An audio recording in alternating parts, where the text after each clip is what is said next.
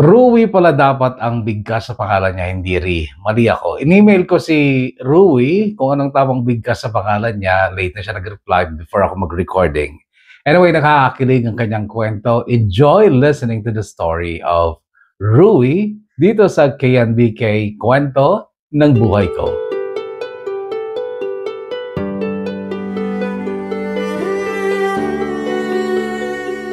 Dear Kakwento, magandang araw po sa lahat at sa iyo kakwento.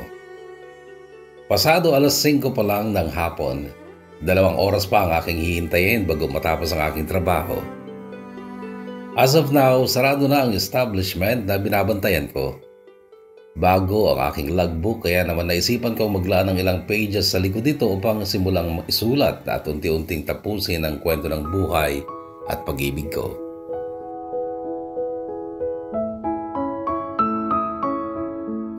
Ako nga po pala si Ri, mula dyan sa bayan ng Alakapan, Cagayan.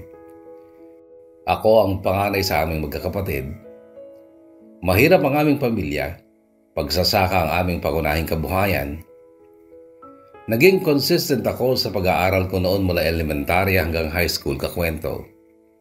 Pangarap ko pa nga noon ang maging guro sa subject na araling panlipunan kasi iyon ang hilig at paborito kong subject sa lahat. Yun nga lang, hindi naman ako pinalad makapag-aral sa kolehiyo dahil sa kakulangan. Mas pinagtuunan ko na lang ang pagtulong noon sa mga gawain sa aming palayan. Every Sunday, pagkatapos ng service sa aming church, nakikilagin ako kay Kuya Ronnie na pinsan ko. Siya rin ang gumawa ng Facebook account ko noon at sa Facebook ko nakilala si Maris. Si Maris ang unang babae na nagpatibok sa aking puso. Simpleng babae si Maris kakwento. Taga-ibang barangay lang din siya. Masayahin at saka makulit. Noong summer, niyaya ko siyang makipagkita sa akin sa sentro, sa my park. Chinachat ko siya noong bigla na lang bumuluga ang mukha niya sa harapan ko. Masayahin siya at halatang hindi nahihiya sa akin.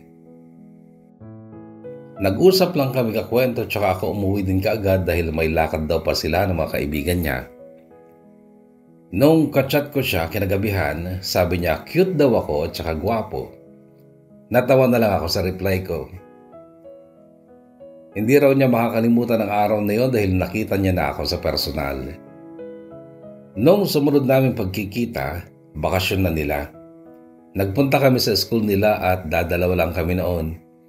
Binuksan niya ang door ng kanilang classroom na noon ay siya ang tagahawak ng susi. Tumambay kami sa loob, kumain, nagkwentuhan. Hanggang sa nakaramdam ako noon ng bahagyang pag-iinit sa aking katawan. Tinitigan ko siya tsaka unti-unting hinalikan ang mga labi niya. That was our first time kaya't kabado ako noon kakwento. Sa sandalang iyon, naabot ng mga kamay ko ang pintuan ng langit. Hinubad ko ang suot niyang pang-ibaba. Tahimik lang siya. Tara. Anyaya ko pero huwag daw muna kasi nag-aalala siya na baka daw magbunga at nag-aaral pa naman siya. Iyon ang pangamba niya kakwento. Hindi siya pumayag na may mangyari sa amin. Hindi niya isinuko ang bataan. Kaya lang mapilit talaga ako tsaka galit na rin noon si Junjun. Kaya lang siya ay nagsusumamo. Please Ri, wag. Saglit lang dumampi noon sa pintuan ng langit niya ang galit na si Junjun kaya sumabog na lang ito.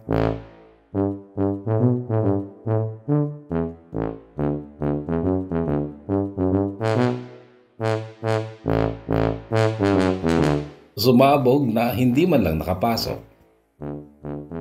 Natatawa ako habang naalala ko yung parting yun kakwento. In short po, bigo akong maangkin sa sandaling yun si Maris. Agad siyang tumayo noon, nagpunas tsaka nag-ayos. Noong araw na yun, umuwi akong puno ng panghihinayang. Yun sana ang aking first time ever pero yun nga, bitin.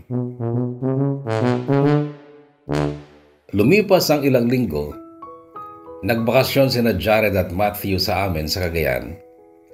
Kasalukuyan daw silang nagwo-work noon dito sa Lawag sa isang fast food. Sina Jared at Matthew ay mga ka-classmate ko noong high school kakwento. Naisipan daw nila akong dalawin sa bahay at iyayain sa kanilang pagbabalik sa Lawag. "Hiring kami tol, baka gusto mong sumama sa amin," sabi ni Jared. Pwede kaya ako?" "Oo naman," sagot nila. "Sige, pag-iisipan ko pa," sabi ko. 2 araw lang sila sa lakapan, babalik din agad sila. "Chat ko na lang kayo kapag buo na ang pasya ko." "Okay, kaming bahala sa iyo tol, huwag kang mag-alala," dagdag pa ni Matthew. Ibinalita ko kay Maris ang plano ko kakwento at alam kong nalungkot siya. Sumunod na araw, bumiyahin ako patungong Lawag. Nakaramdam ako noon ng bahagyang lungkot nung paalis na ako sa bahay. First time ko kasi yun na malayo sa aking pamilya pero kailangan. Nung nasa loob na ako ng bus, sumilip ako sa labas. Sa malayo ako nakatanaw. Habang tahimik na dumadalangin sa Diyos na sana gabayan niya ako at bigyan ng maayos na kapalaran upang sa ganon ay magbago ang takbo ng buhay ko. Pagdating ko sa bus station sa Lawag, sumakay na naman ako ng tricycle patungong Lawag Tiandaan o Pamilihan sa wikang Tagalog. Pagbaba ko, hinanap ko yung fast food na pinagtatrabahuan ni Matthew at Jared. Nung makita ako, sinalubong nila ako. The next day, sumalang na ako sa interview at pumasa naman ako sa awa ni Lord. Then kumuha na nga ako ng mga kailangang requirements. The next day, nag-start na ako as trainee. After several days, awa ni Lord, may work na ako. Grillman sa Mang Inasal Lawag Central.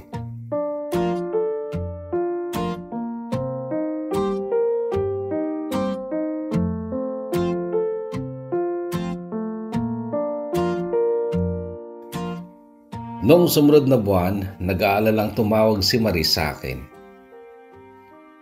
"Ray, hindi pa ako dinadatnan. Baka buntis ako." Nabigla ako noon kakwento. "Tumigil ka nga, hindi ko naipasok eh. Paano mabubuntis ka?" Sweet pero galit kong tanong. Yun pala, delayed lang daw yung dalaw niya.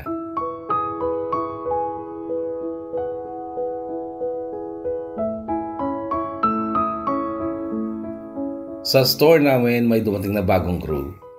Bagong hire dahil madami na noon ang nag-resign after ng bagong taon. Isa sa mga bagong crew si Hannah na noon ay counter siya o yung cashier. Bago pa lang sila noon ng kaibigan niyang si Leia. Nung unang araw pa lang nila sa trabaho, marami na ang nakapansin sa angking kagandahan ni Hannah.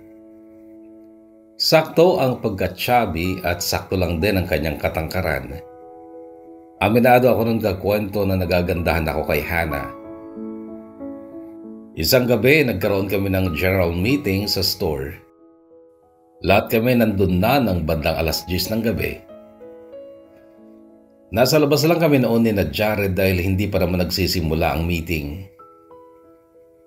"Pasok na kayo at nang makapagsimula na tayo," tawag ng aming manager. Ang huling papasok siya magli-lead ng prayer. Dagdag pa niya. Nag-unahan sila sa pagpasok. Ako kakwento ang nahuli, kaya ako nga ang naatasang mag-lead noon ng aming panalangin. At sa totoo lang ay basic sa akin yon dahil every Sunday noon sa amin, umaattend ako sa church at minsan nagli-lead din ang aming prayer. Pero ang prayer pala nung gabing yun kakwento ang babago sa ikot ng buhay at pag-ibig ko.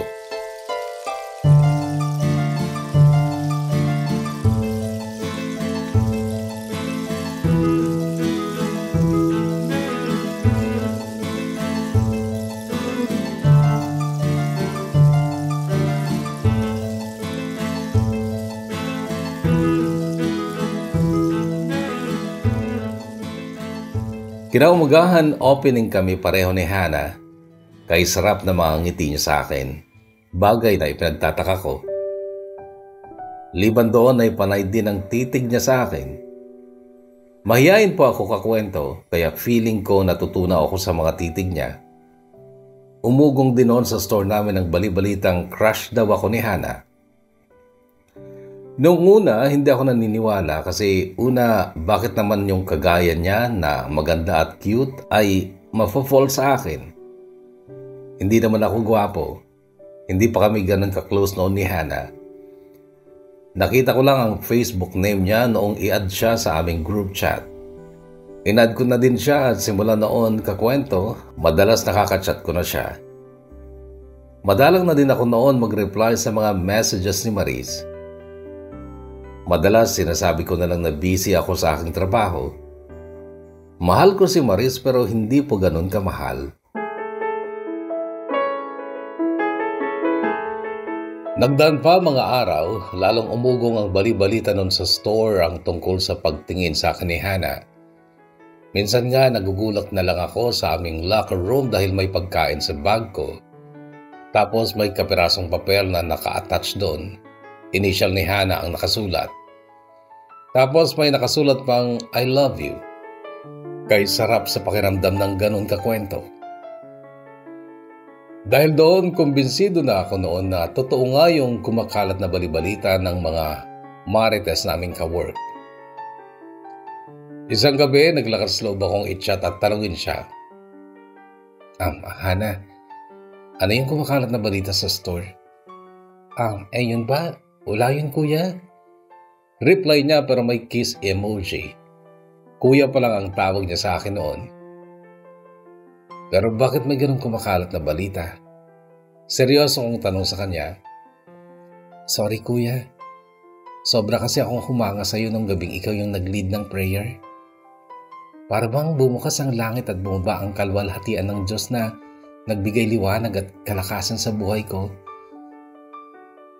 Kuya Ray, alam mo ba nung moment na yun, pinalangin ko sa Diyos na sana ikaw na yung lalaking hinihiling ko sa Kanya. Kasi that time pakiramdam ko, muli nang nagbukas ang puso ko at para yun sa'yo. Ganito ang mahaba niyang sagot sa akin kakwento. Noon din siya nagsabi sa akin na broken-hearted siya at naghahanap ng comfort zone niya. Malayo si Maris sa akin kaya naman aminado akong gusto ko yung part na yon kaya sumakay ako at pinuntahan ko siya. Noong time na yon, lumipat na sina Matthew at Jared sa Ilagan City, Isabela. Naiwan akong mag-isa, malungkot pero natuwa naman ako dahil lumuwag na noon ang space ng kwarto namin at wala na rin yung mga lasenggo kong kasama. Hindi po kasi ako mahilig uminom ng alak kaya umiiwas at naiirita talaga ako noon sa kanila pero nagtiis ako.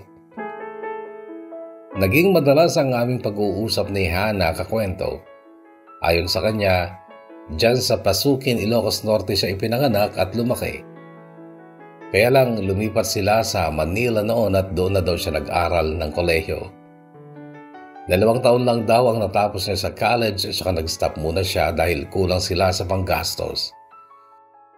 Naisipan lang daw niyang umuwi dito sa Ilocos at kasama ng kanyang kaibigan si Leia ay nag-apply sila dito at sakto naman noon kakwento na hiring ang aming store na pinagtatrabahuan ko at natanggap naman sila. Isang araw, same kami ng schedule ni Hana. Closing kami pareho. Papasok ng alas 11 ng umaga at mag-out ng alas 2 ng hapon. Then, papasok ulit ng 6 ng hapon hanggang 11 na ng gabi. Bale, nasa 4 na oras ang aming break. Umuwi muna ako noon gaya ng dati upang matulog habang iniintay ang muling pagpasok sa hapon. Sinat ko si Hana. Punta ka kaya dito sa boarding house ko? Total, matagal pa naman ang susunod na pasok natin. Dali-dali naman siyang nag-reply at pumayag siya. Noon kakwento, naglaro sa isip ko ang isang plano. Masamang plano. Kaya naman agad akong naligo at saka nagbihis. Hindi pa kami ni Hana noon. Hindi pa rin ako nanliligaw sa kanya. Maya-maya pa sinalubong ko siya sa harap ng Pure Gold. Kay ganda ng bumugad ng mga ngiti niya. Lalong nag-init ang pakiramdam ko at lalong porsigido akong makuha siya sa hapong yun, which is hindi ko nagawa kay Maris noon. Pasok tayo sa loob, mainit dito, anyaya ko. Nahihiya siya noon. Umupo siya sa kama ko at saka naman ako tumabi sa kanya. Alam kong napansin na niya noon na may balak ako. Naka-short ako noon at wala akong suot na boxers. Nakayuko lang siya, ayaw niyang sumulyap sa akin. Hinawakan ko ang mukha niya upang tumitig siya sa akin. Noong magkatitigan na ang mga mata namin, tila ba may nagtulak sa akin upang ilapat ang mga labi ko sa mga labi niya. Pumikit siya at alam kong nalasap niya yon. Noong sandaling yung kakwento ay hindi lang sa halik natapos ang lahat. In short, nakuha ko sa kanya ang bagay na hindi ko dapat pa sanang kinuha.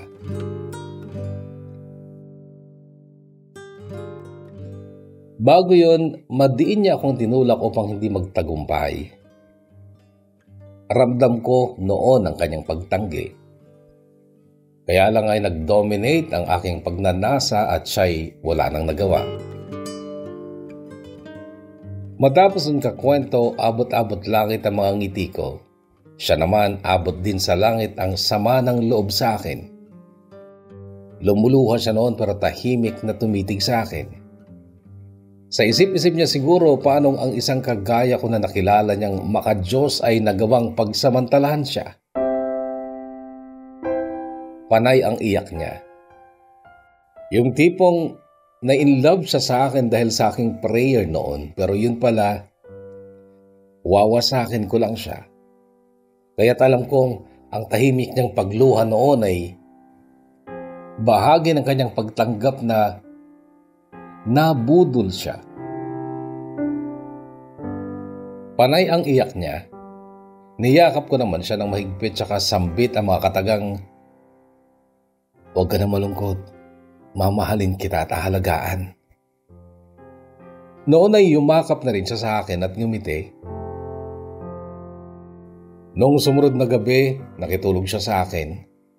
Kusa na niyang ibinigay ang kanyang katawan at masayang-masaya naming pinagsaluhan sa gabing iyon ang aming mainit na pagmamahalan.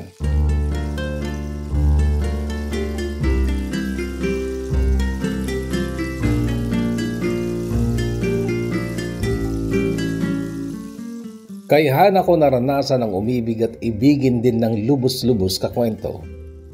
Sa kanya ko rin naranasan ang bumagsak, nadurog at iniwang wasak. Nung mag-iisang buwan na kami, alam na noon ni Maris ang tungkol sa amin ni Hana. Kusa nang lumayo si Maris sa akin kakwento. Inayaan ko naman siya. Natatawa kami pareho dahil wala kaming official na mansari. Naging kami kahit hindi ko naman siya niligawan. Basta alam ko noon, mahal na mahal niya ako at na-inlove na rin ako noon ng husto sa kanya kakwento. Naisipan pa naming pagsamahin ang aming birthday, 1 sa kanya at 8 naman sa akin. Noong sumunod na buwan ay sumapit ang birthday ko. Gaya ng dati, nakitulog siya sa akin. Day off niya noon. Ako maagang pumasok sa trabaho. Pinaghanda ko lang siya ng breakfast tsaka na ako umalis. Maghapon lang daw siya sa boarding.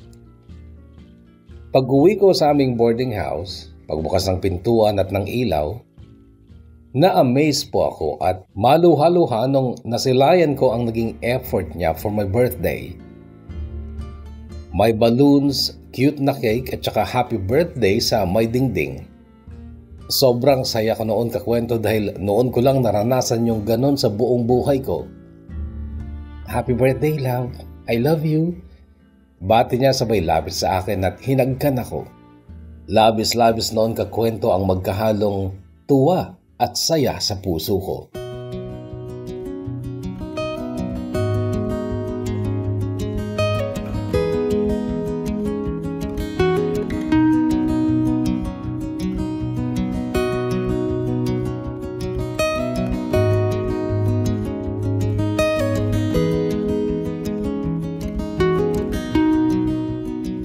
Noong sumunod na buwan kakwento ay birthday naman niya. Kahit kulang ako noon sa budget ay nag-effort naman ako upang siya naman ang isurprise ko. Closing siya noon kaya late ang uwi. Nag-decorate ako sa kwarto. Bumili ako ng malaking pink na teddy bear tsaka 3 red roses para sa kanya. Nung dumating siya galing ng trabaho, nagulat siya at lubos ang saya at pasasalamat niya. Lumipas ang maraming buwan, malapit na noon aming first anniversary. Tsaka naman dumating ang mga bagay na sumukat sa tatag ng aming pagmamahalan. Lumabo ang lahat at napapadalas na noon ang aming pag-aaway. Nagsimula ang lahat ng iyon nung mag-resign ako sa dati naming trabaho at nagsimula ng bago dyan sa hypermarket. Si Hana lumipat na rin noon sa kanilang bagong branch dyan sa Bacara Road. Madalang na kami noon magkita at magsama. Halos araw-araw ang aming pag-aaway kakwento. Hanggang sa nagsawa na ako at napagod siya. Ri, ayoko na. Nakakapagod ang ganito. Let's stop this. Ito ang madiin niyang sabi. Noon ako nagsimulang matakot na tuluyang mawala sa buhay ko ang babaeng minamahal ko ng sobra at hindi ko yun kaya. Wait, patawarin mo na ako please. Pagmamakaawa ko. Enough! Ayoko na ng ganito. Umiiyak na sagot niya. Noon ko palang na-realize ang malaking pinagbago ng ugali ko. Selfish ako pagdating sa kanya. Gusto ko ako lang. Pag late ang reply, galit agad ako. Nagsisi ako kakwento at nagmakaawang huwag siyang umalis. Huwag akong iwanan. 1 linggo bago sana ang aming first anniversary. Please Hana, magkita saan tayo. Miss na kita. Patawarin mo na ako please. Ayoko na rin. Gusto ko nang mapag-isa. Gusto ko na ng bagong buhay. Ayoko nang makita pa kita. Marupok ako. Baka muli lang akong babagsak sa'yo. Ganito ang sagot niya. Okay, listen, Hana. Pumapayag na ako para sa ikaliligaya mo. Hahayaan na kita kahit masakit sa akin ang lahat. Pero sana naman mag-usap tayo. Bago ka man lang tuluyang umalis. Iyon ang naiiyak kong sabi. Ewan, ganito ang maikling sagot niya. Noon ako nakaramdam ng lungkot dahil sa pag-iisa kakwento. Tanging si Lord lang ang sinandalan ko ng mga panahong yun. Hanggang sa dumating na nga ang aming first anniversary sana, lutang ako ng kakwento. Lutang ako noon sa aking kwarto. Maya-maya may kumatok. Hindi ko pinansin. Hindi nakalak yung pinto kaya marahang bumukas. Si Hana. At ang makita siyang pumasok sa aking kwarto ay lubhang nagpaligaya sa akin. Kaya lang, dumating lang pala siya para magpaalam. Bumangon ako at tumayo sa harap niya. Namamagang kanyang mga mata dahil sa walang tigil na pag-iyak dahil sa akin. Salamat naman dumating ka. Happy anniversary. Bati ko.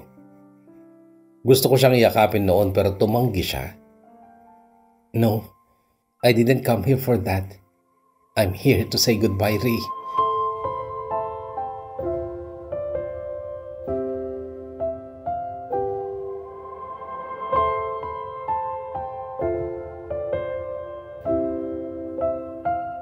Noon nadurog ang puso ko kakwento.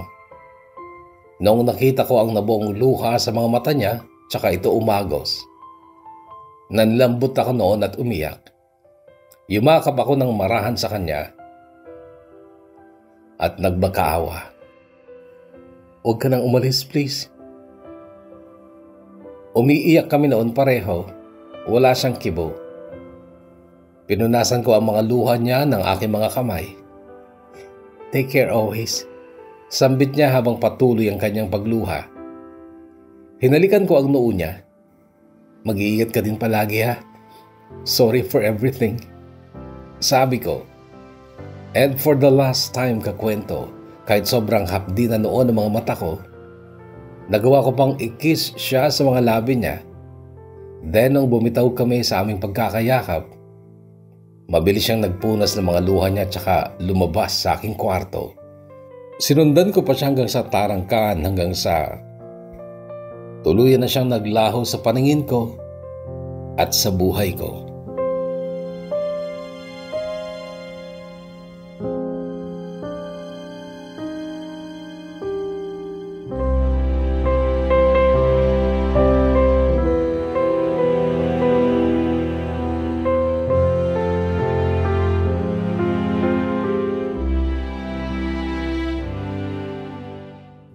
Year 2021 nang muling nagkaroon ng liwanag ang buhay ko mula sa madilim, malungkot na nakaraan. Nakapasok na din ako noon bilang guard dito sa Lawag sa tulong ni Abdallah, ang kaibigan kong Muslim. Kung maalala nyo sa intro ng aking kwento, nabanggit ko na tanging upuan, mesa at bagong logbook ang kasama ko dahil yun po ang kasalukuyang trabaho ko. Isang hapon niyaya ko ni Abdallah upang mamasyal sa Robinson's Mall sa San Nicolas. Tumambay lang kami dahil wala naman king balak mag-shopping. Maya-maya pa biglang tinangay ng diwa ko nung natanaw ko ang dalawang magagandang dalaga. Pero sa isa ako natigilan, mahaba ang buhok, maganda at sexy. Nakasuot ng crew uniform ng Mang Inasal. Nung natapat sila sa amin, tiningnan kong maigi yung nameplate. Keisha ang nakalagay. Sinend ko yung kakwento sa messenger ko upang hindi ko makalimutan. Pag-uwi namin, sinearch ko si Keisha sa Facebook. Nagbaka sakali kaso wala siya doon. Sinearch ko ang Mang Inasal Rob San Nicolas. Wala pa rin pero may lumabas na related post kakwento. Chinek ko yung post isa-isa. Hanggang sa may isang post ng pictures at kasama siya. Hindi ko po siya natag noon pero pagbukas ko ng comment box, may comment po siya. Then napunta ako sa profile picture niya. Laking tuwa ko noon kasi sure ako, siya nga. Inad ko siya kaagad para makilala. Tiningnan ko din noon ang mga pictures niya. Oo, maganda nga po siya lalo na yung mga labi niya. In-accept naman niya ang friend request ko at nagsimula na noon ang aming pag-uusap.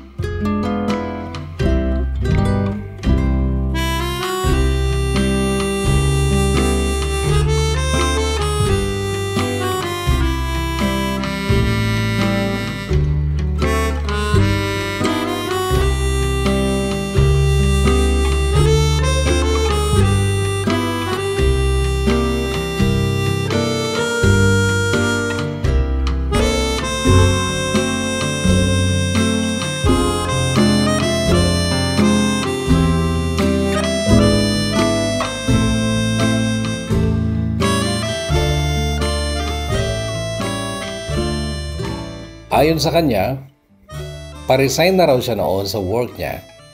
Ilang weeks na lang daw at uuwi na siya sa bayan nila. Taga Banggi, Ilocos Norte po siya.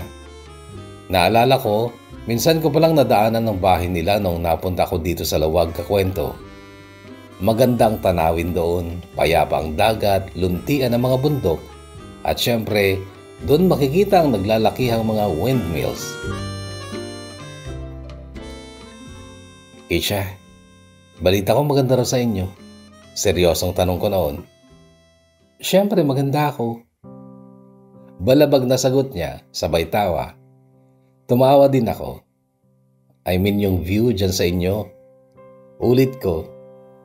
Bakit love mo ba? Oo naman, mahilig ako sa nature at magagandang view. I really love you. Pabirong sagot ko. At siya naman sumagot ng I love you too. Medyo nainis ako noon kakwento. Ay nako, makapasyal na nga dyan minsan para makita ko ang view. Sabi ko pero ang sagot niya, ako na lang kaya pasyalan mo. Bakit? Wala mong magagalit pag pinasyalan kita sa inyo? Pasimpleng tanong ko. Ayon sa kanya, wala naman siyang boyfriend that time dahil lahat daw ng sumubok ligawan siya ay umaatras. Hindi daw kasi sila nakakapaghintay. Alam mo, Kisha, pag ako nanligaw sa'yo, kaya ko maghintay kahit 10 taon pa yan. Pabiro kong sabi, hindi nga. Sige, try mo nga.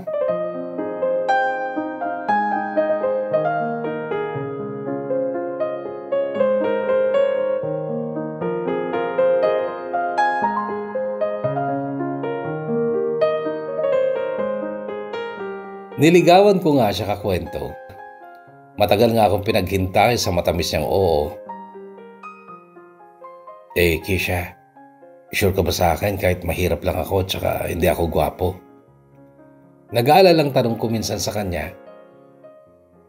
Hindi ko kailangan ng mayaman at gwapong lalaki, Ri, kung iiwan lang din ako tsaka sasaktan.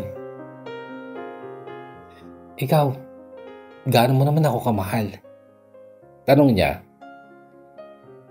Ako, simple lang magmahal pero lubos-lubos. Hindi pa kita kayang bigyan ng promise ring pero promise ko sa iyo, Kisha, kaya kitang samahan sa lahat ng sapphire rings.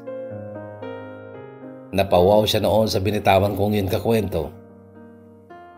Okay, Ri, konting hintay na lang at sana hindi ka kagaya ng iba na kalaunan magbaback out din pag di na nakahintay. Ri, kapag sinabi ko sa iyo ang mga salitang this is the moment, ibig sabihin noon, sinasagot na kita. Tandaan mo yan.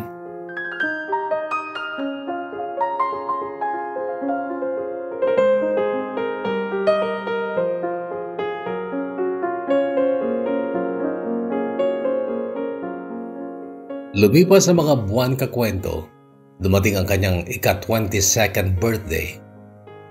Isang gabi, bago ang kanyang mismong kaarawan, 11:50 p.m., nagising ako dahil nag-set talaga ako ng alarm bago natulog upang batiin si Kisha. Hi, happy birthday. I love you. I'm always here for you. Tsaka ko sinend yun sa messenger. Matutulog na din ulit sana ako noon nang mapansin kong nagtatype siya. Pwede ba akong mag-call kahit saglit lang, please? Yun ang nabasa kong message niya. Oo naman, mabilis kong reply. Pagkasagot ko ng kanyang tawag, grinit ko ulit siya. Ba't gising ka pa? Magluluto ka na yata ng handa mo eh. Biro ko, kahit hating gabi na noon ay nagawa pa rin niyang humalakhak sa saya. Thank you ha, gumising ka pa talaga para lang igirit ako. Ikaw, ba't gising ka pa? Naalala mo ba yung pinangako ko sa'yo noon? Oo naman. Well, ito na yun, Ri. This is the moment you are waiting for. Natigilan ako kakwento. Teka, nananaginip lang ba ako? Hindi no, totoo lahat ng to. Binala ko talagang hintayin at ilaan ang sandaling ito para sa'yo, Ri. And now, sa'yo na ako. I love you, biyag ko, super duper. Sabi niya sabay good night. Gusto ko noon ang sumigaw dahil sa umaapaw na saya. Kaso hating gabi na noon at baka magising pa mga katabing kwarto ko. Baka mapagalitan pa ako. Sa totoo lang kakwento, hindi ko na itulog o hindi ako nakatulog ng maayos ng madaling araw na yon. Ang sarap sa pakiramdam, ang saya.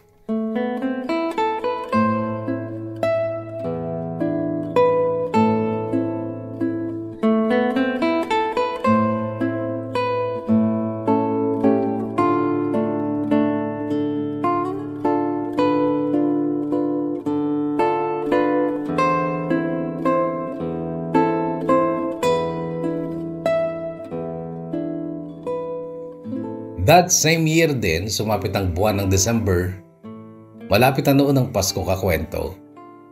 Napagkasunduan namin ni Kisha na kami ay magkita sa lawag. Dumating ang araw na matagal naming pinakihintay. Naghanda ako at aminado akong kinakabahan ako sa aming unang pagkikita sa personal. Nasa Save More daw siya noon kasama ang dalawang pinsan niyang sina Alexa at Andrea. Hindi daw pumayag ang mama niya na siya lang mag-isa ang pumunta. Sa harap ng Save More, naghintay ako sandali. Ang message sa akin ni Kisha, susundin daw ako ng dalawang pinsan niya. Matyaga ako naghintay noon kakwento. Bawat babae na lalabas sa may pintuan ay mabilis kong sinusuri. Pamilyar na noon ang mukha ng mga pinsan niya dahil friends ko rin sila noon sa Facebook. Maya-maya pa bumungad na sila at naglakad patungo sa akin. "Hello kuya," bati nila sabay sabing, "Come, follow us." Mabilis naming tinungo ang food court noon at medyo malayo pa kami nung natanaw ko na ang kanilang ate Keisha, nakaupo. Natigilan lang siya sa pagsubo ng malaking turon noon nang makita niyang paparating na ako. "Hi," bati ko sa kanya tsaka ako tinabihan. Saglit lang kami noon sa loob at nung matapos silang magmerienda, nagdesisyon silang mamili sa may Robinson sa San Nicolas, kung saan nagtatrabaho si Keisha noon bilang crew sa Mang Inasal. Nag-hire kami ng 2 tricycle, sina Alexa at Andrea sa isa at kami naman ni Keisha sa pangalawa. Bawal pa noon ang lalabas o pumunta sa matataong lugar nang walang suot na face mask dulot ng kasalukuyang pandemya noon. Sa loob ng tricycle, unang nagkasama kaming dalawa. Pasimple pa akong umakboy sa kanya noon. Doon din nakunan ang aming mga unang naging pictures. Sa mall, nung tanghali na, nagutom na sila at nag-decide sila na kakain kami sa McDo dahil punuan ang ibang fast food noon. Si Alexa noon ang nag-order ng aming pagkain. Kami ni Keisha ang naiwan sa table kaya nakapag-usap kami ng masinsinan. Kay ganda niyang pagmasdan kakwento. "Wait lang ha, CR lang ako." Paalam ko kahit hindi naman talaga ako nasi-CR. Tiningnan ko lang noon ang itsura ko sa salamin tsaka ko inayos ang buhok ko. Pagbalik ko, inalis ko ng aking face mask. Nahihiya pa ako ng kakwento at nang palapit ako kay Keisha ay marahan niya akong pinagmasdan. Noon na rin kami nakapag-picture ng walang face mask kakwento. Kahit saya naming pareho nung araw na yun.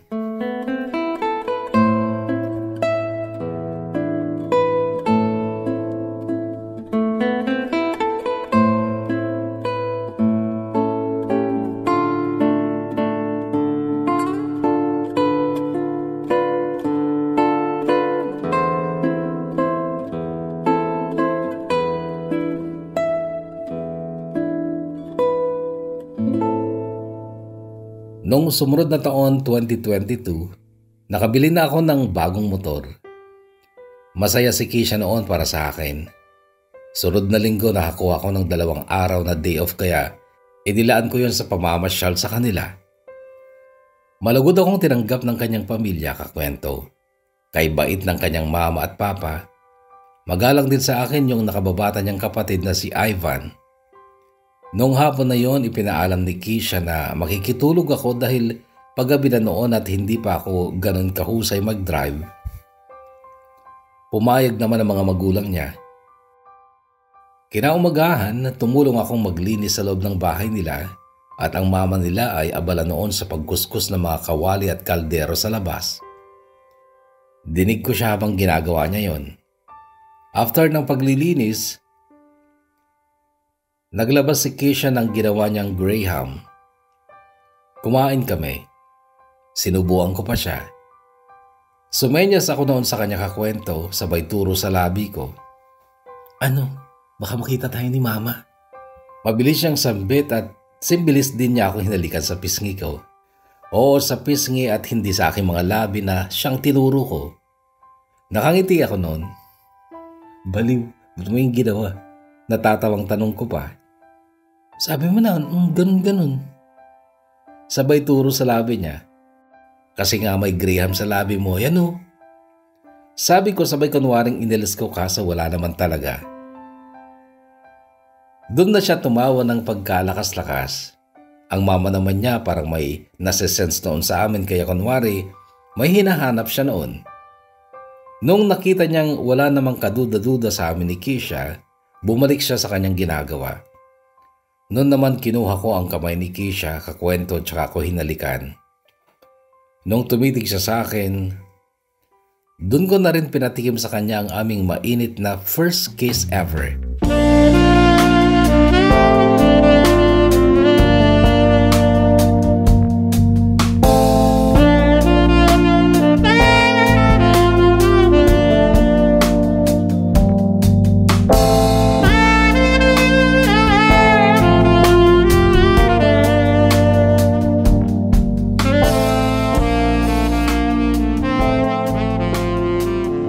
time na yung kakwento ay napasok na rin sa trabaho dun mismo sa bayan nila. Simula nun kakwento, napagpasyahan namin ni Keisha na mag-ipon para sa aming mga plano. Last year, naging okay na ulit kami ni Hannah matapos ko siyang i-accept sa kanyang friend request. Remember Hannah, yung babaeng nang iwan sa akin at dumurog sa puso ko. Sinabi ko sa kanya na nandito pa rin ako sa Lawag at nagtatrabaho bilang gwardiya sa isang establishment. Alam daw niya ang place na yon. Okay lang ba daanan kita minsan dyan? Sabi niya noon pero akala ko nagbibiro lang siya. Isang hapon, sarado na noon ang aking binabantayan at gaya ng dati, nakatambay lang ako sa aking post. Tumigil ang isang pampasadang tricycle sa tapat ko at bumaba ang isang pamilyar na mukha, si Hannah, na noon ay lalong gumanda dahil bagay sa kanya ang kanyang salamin. Nakilala ko kaagad siya noon kakwento kahit naka-face mask siya. Umupo siya sa tabi ko. Medyo nahihiya lang ako noon dahil biglaan at hindi ako nakapaghanda sa muli naming pagkikita. Nagkumustahan lang kami at saka nagkwentuhan. May girlfriend ka na pala. Sabi niya, nabanggit din niyang may live-in partner na siya. Ang sabi ko naman, I'm happy for you. Sinabi kong oo, may girlfriend na ako. I'm happy for you. Sad niya, ako rin. Masaya akong makita ka na masaya na rin sa live-in partner mo. Yumuko siya at napabuntong hininga. Ang totoo, hindi na ako masaya at hindi na sumaya dahil puro pasakit lang ang dinadanas ko rin. Malungkot niyang kwento. Nakinig lang ako noon.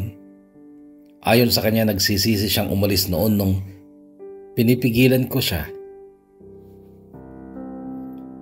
Sana hindi na lang. Narinig ko pang sambit niya. Nagka-boyfriend nga daw siya pero lasenggo at mahilig sa barkada. Malungkot niyang ikinento na mas madalas pa raw na may time yung boyfriend niya sa barkada kesa sa kanya. At ang masaklap kakwento, madalas daw niyang mahuli na may babae ang boyfriend niya. Kilala ko si Hannah. Alam kong hindi niya magagawang magtiis ng matagal sa ganong setup at tama ako. Kakauwi lang daw niya noon galing ng Maynila at nilayasan niya na ang kanyang live-in partner.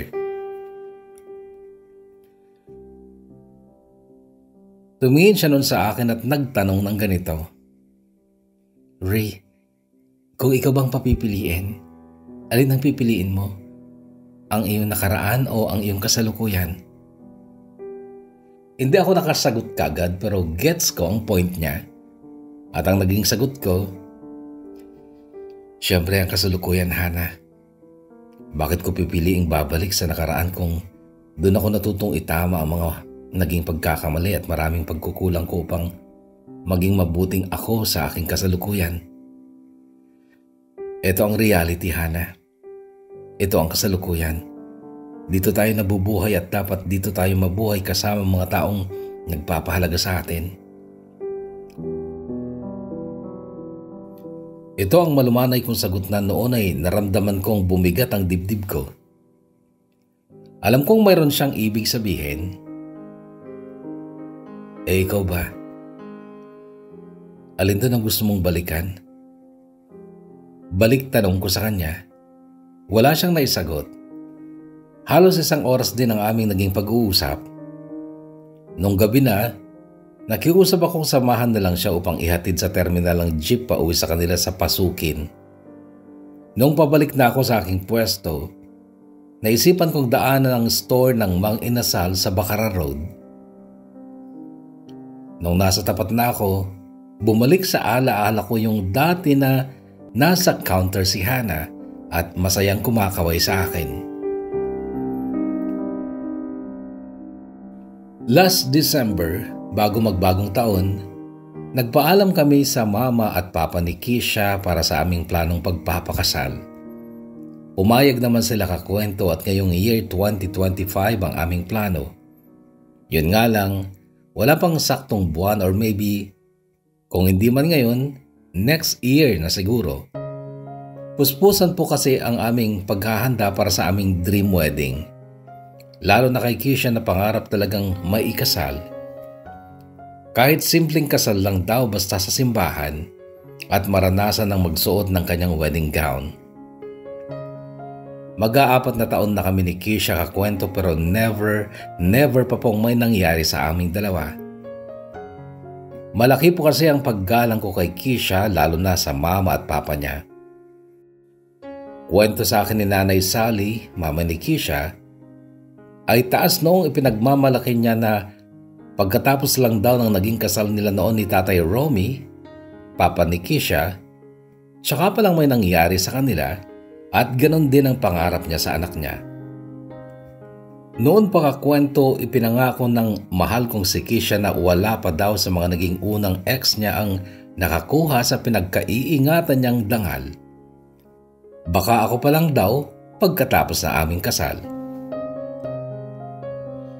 Sa bahay, kinukulit na din kami ng aking kapatid lalo na sina nanay at tatay. Excited na raw sila sa magiging kasal namin ni Kisha. Sa isip at puso ko naman, sino bang hindi? Samantala, hanggang dito na lang muna at sana'y naibigan nyo rin ang aking kwento. Gusto ko lang pong idagdag dito sa aking kwento ang isang quote mula sa isang kilalang preacher online na si Pastor Stephen. Sabi niya, ang mga dead ends daw na dumarating sa mga buhay natin ay actually hindi laging endings. Those are just delays, which are intended by God for us, upang matuto tayong bumalik sa ating nadaanan, upang mapagtanto natin kung saan ba tayo nagkulang o sumobra. At inalaw talaga ng Diyos upang makita natin na may nilaan siyang detour upang tayo'y makapagpatuloy sa buhay. Ako, minsan dumating din sa parang dead end ang aking buhay. Yung feeling na wala na, finish na. Pero yun pala, naglaan lang din ang Panginoon ng detour sa aking buhay upang makapagpatuloy.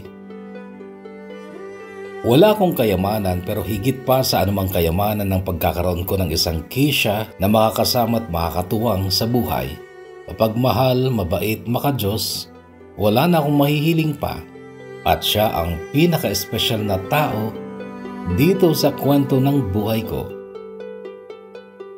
Lubos na gumagalang, Ree.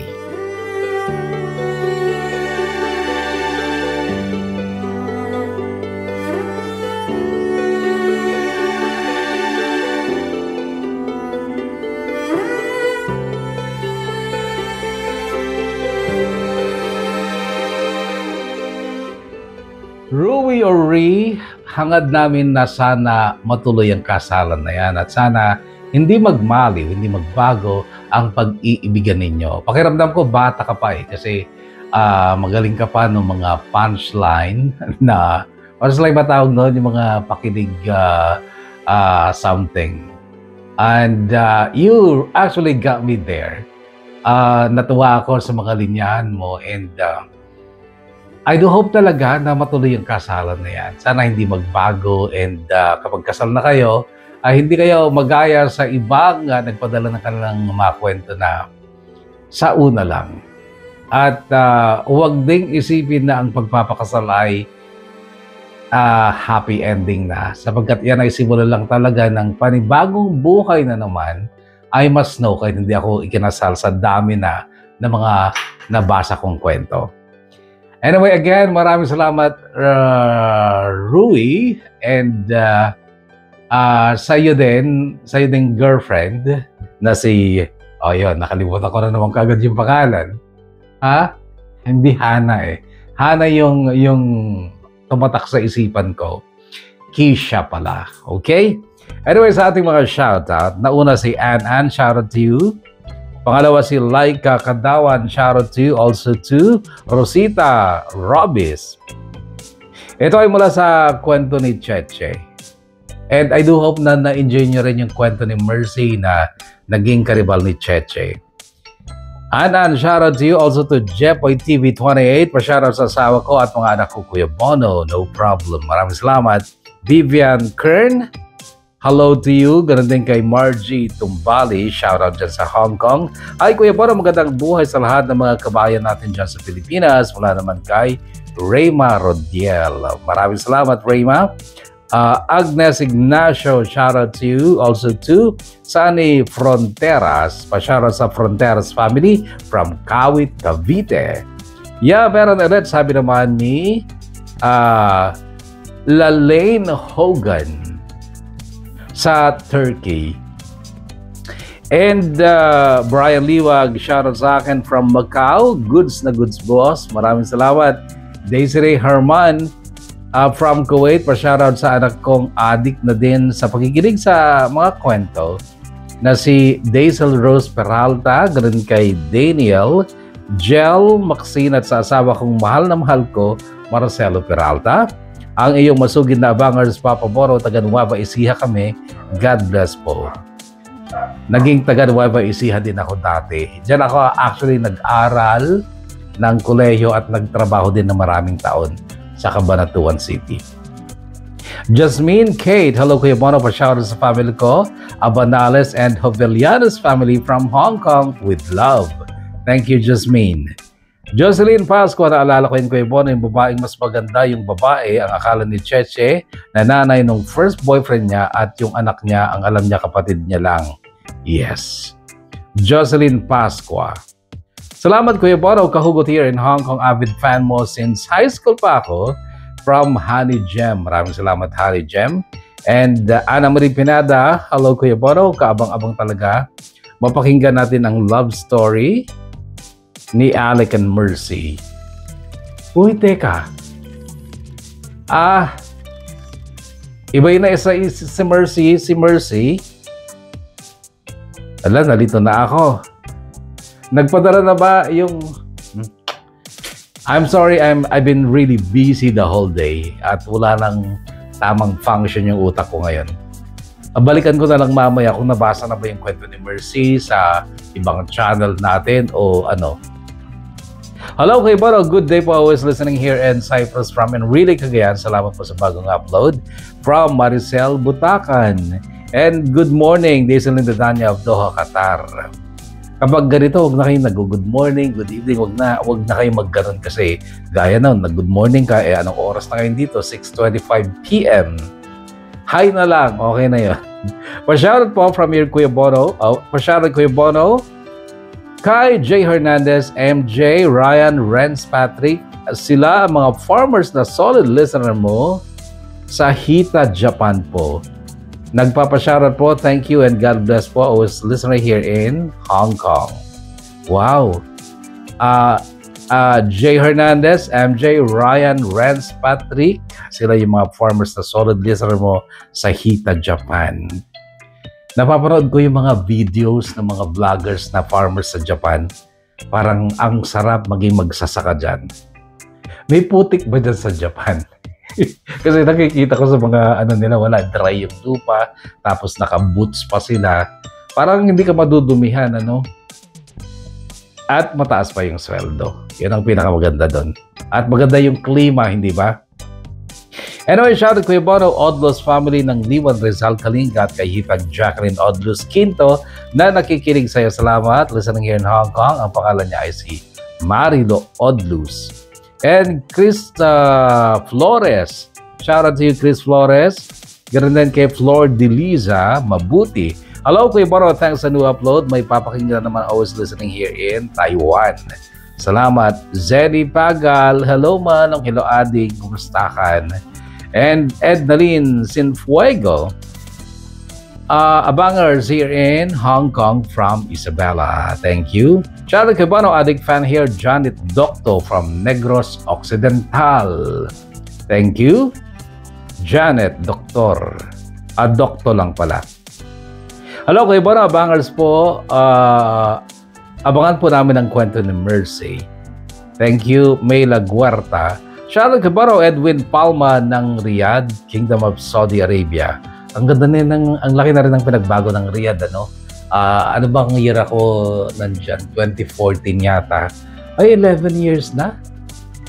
Yeah, 11 years na. Marami na ngang pagbabago dyan. Dati hindi kagandahan yung Riyadh. Pero ngayon ay maganda na. Ewan ko kung sa social media lang nakikita yung kagandahan dyan. Wow! Kuya Bono from For Another Story. Pasyari ko listening here in Hong Kong from Santiago City. It's Adele C. Thank you so much, Adele C. And abangers talaga since high school. Kwento mo na, inaabangan ko, kuya. Pwede ba dalasan mo ang mag-upload, Kuya Bono? Shout out. It's Julie Claire from Solana. Sa mga avid listener ni Kuya Bono, pa-follow naman ako at pa-support ng Reels ko, Julie Claire Malilin. Ayan, sa Facebook to, pag Reels. Julie Claire Malilin. Pa-follow daw, mga kaabang, kahugot, at kakwento. And Eva Justo, natatandaan ko yan sa Ate Mercy here, pinagkamalang nanay ni Alec. Avid listener here from Jadine, Nueva Vizcaya. It's Emily Kablinan. Shout out to you, Emily. And Bernadette Lingayo. Maraming salamat sa'yo. And to Ilocana CJ. So excited. Sana magandang ending ng kwento ni Mercy. Jasmine K, sana may picture mga nagpapadala ng story. Actually, lahat merong picture. Hindi lang obligadong ipakita kapag ayaw nila. Kasi it's one of my way para malaman kong legit yung kwento. Pero itong si Rui, hindi ko hinanapan ng kwento kasi binasa ko kagad yung story niya. Parang wala namang kaduda-duda. And well, anyway, Anthony Arabi, shout out to you. Maraming salamat at nandiyan ka pa rin. Hello, Kuya Bono from KC Lin 4222. How many times ko na bang napakinggan ito, Kuya Bono? Hindi talaga nakakasawa yung mga story. Anyway, nasasaktan ako. Ewan ko. Hindi naman ako si Che. Pero nasaktan ako para sa kanya. Pero masaya ako para sa kanilang lahat. Diana Pacheco. Wait lang ha.